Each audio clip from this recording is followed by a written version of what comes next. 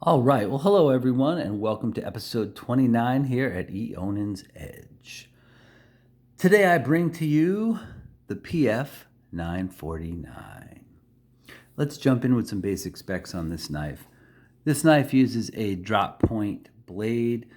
It uses Bowler's K110 blade steel.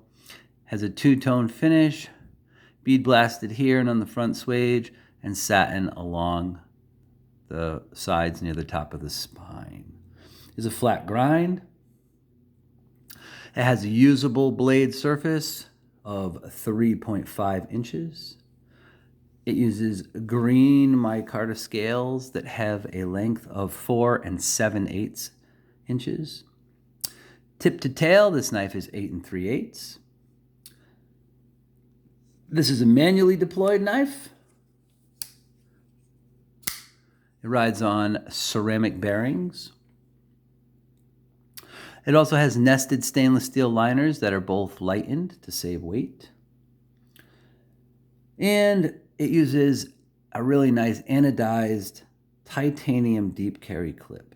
The weight on this knife on my scale is 4.05 ounces. So let's talk about what I like here with this Petrified Fish.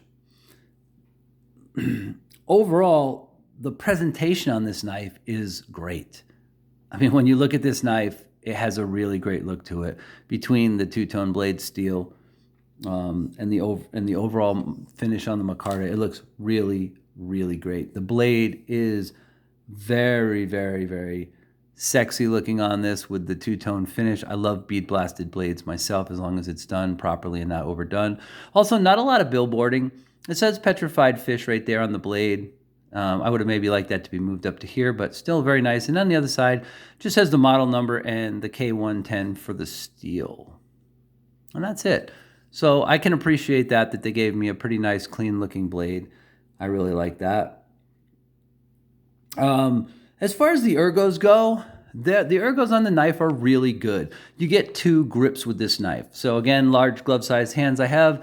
This is in the main grip here in the back. There's still some extra room there.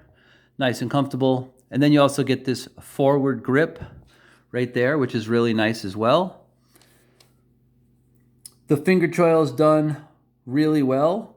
And I have to say, these are some of the nicest greenish colored micarta scales I've ever seen. I don't know what Petrified Fish does, but they almost have this like kind of a rubberish feel to them. And I don't mean that in a bad way at all. They really have a beautiful look to them, but they also have this just amazing feel. It feels kind of grippy almost and rubbery. I mean, like this is micarta done right. It really is. You know, and they chamfered the edges of them over on the sides like this so that they don't feel sharp to you. It's really, really nice. They did a great job on the micarta. So I really like that. The action is almost perfect on this knife. So again, it's riding on ceramic ball bearings, flipper manually deployed, snaps out, fires out there really nice, sounds great. Good lock up on the liner lock. But then when you go to actually release this, man, it's just perfect. I mean, it's really good.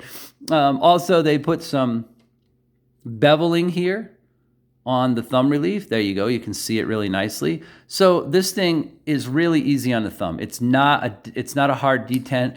It's tuned really nice, not too stiff, not too light, so that when you press it over, it's really easy. There's no double detent there. You just push it in here, and then the knife just pretty much drops into place. So again, excellent work on that. The lockup for the liner lock is good. And like I said, the action on the knife is pretty much effortless. Falls right back closed. Cutting tasks with the knife have been great. I haven't had this knife a long time.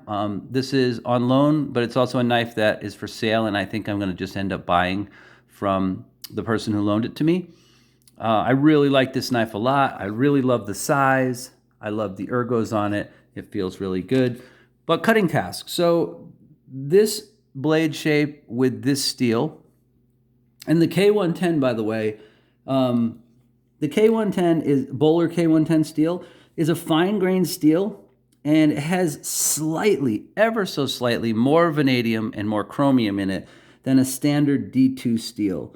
So just slightly different than a regular D2. It's basically Bowler's version of D2. And the blade shape cuts nicely. It held an edge through all the everyday tasks I had, including slicing through copious amounts of cardboard over the last week or two, opening and closing packages for stuff that I ordered for giveaways and knives and things we ordered for here around the house.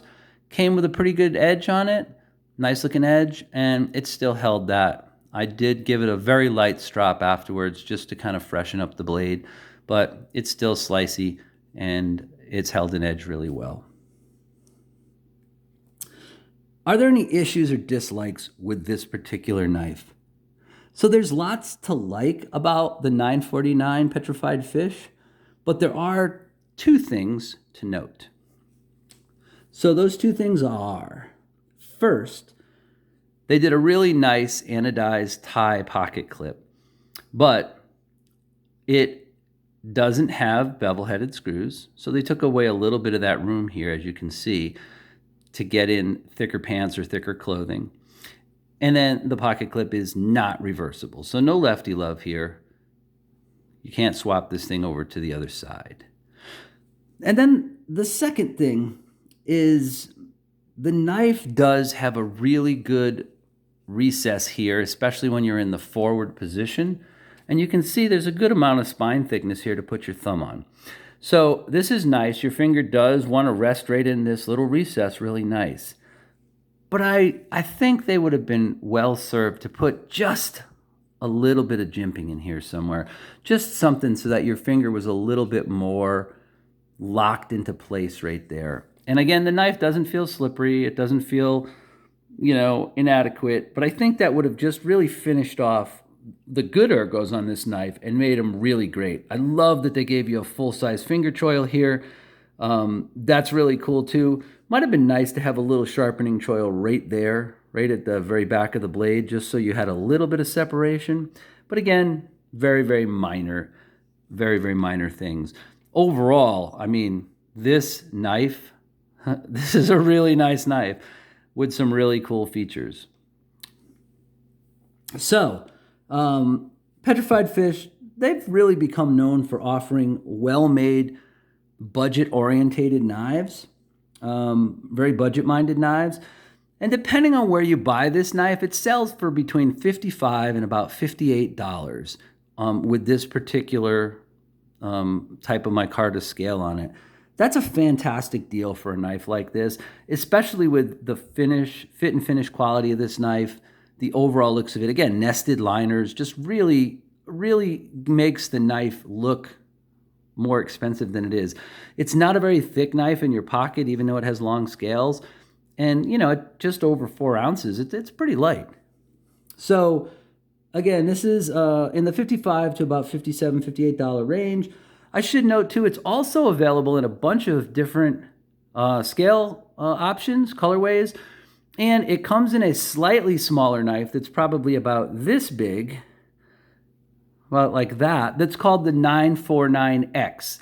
This is exactly the same knife, just scaled down slightly, has a slightly shorter blade, slightly smaller handles, the 949X. And some people really like that, and I thought I wanted that until I held this one in my hand and I realized I wanted the full-size 949.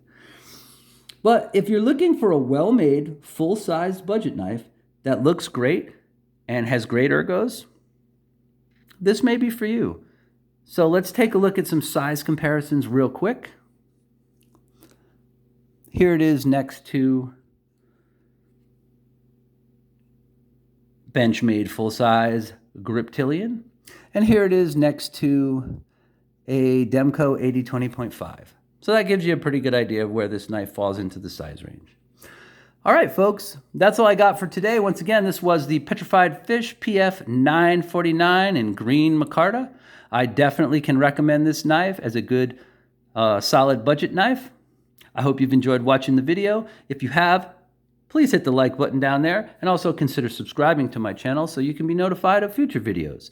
All right, everyone. As always, thanks for watching and stay sharp.